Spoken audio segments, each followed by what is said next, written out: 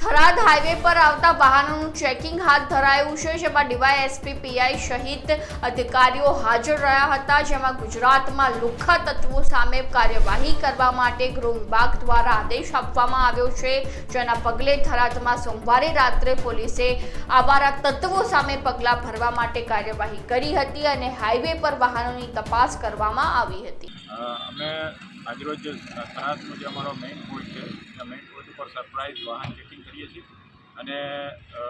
આવનારા દિવસોમાં સતત આ કાર્યવાહી ચાલુ રહેશે અને ખાસ કરીને બોર્ડરો બધી એકદમ કડક રીતે ટાઈટ કરી દેવામાં આવેલી છે અને ત્યાંથી કોઈ પણ પ્રકારના કોઈ મતલબ અસામાજિક પ્રવૃત્તિ ના થાય એના માટેની આ કાર્યવાહી અત્યારે ચાલી રહી છે। અત્યારે તમામ વાહનો ચેક કરવામાં આવે છે અને મોટા પ્રમાણમાં અમે બધા સુઈગામ છે, માવસરી છે, ધાનેરા છે, પાથાવાડા તમામ જે અગત્યના પોઈન્ટો છે ત્યાંથી વાહન ચેકિંગ ચાલુ કરી દીધેલ છે અને સખતમાં સખત વાહન ચેકિંગ કરી અને જે અસામાજિક પ્રવૃત્તિ કરતા ઈસમો છે તેની વિરુદ્ધ કડક કાર્યવાહી કરવાની અમારે થાય છે અને અત્યારે વાહન ચેકિંગ ચાલુ રહ્યું છે। જે વાહન ચેક અમને વાંધાજનક જણાશે તે વાહનો ઉપર કાયદેસર કાર્યવાહી કરવામાં આવશે અને જે કોઈ મતલબ દારૂ છે કે એવી બીજી ચીજ વસ્તુ મળી આવશે તેના ઉપર કાયદેસર કેસ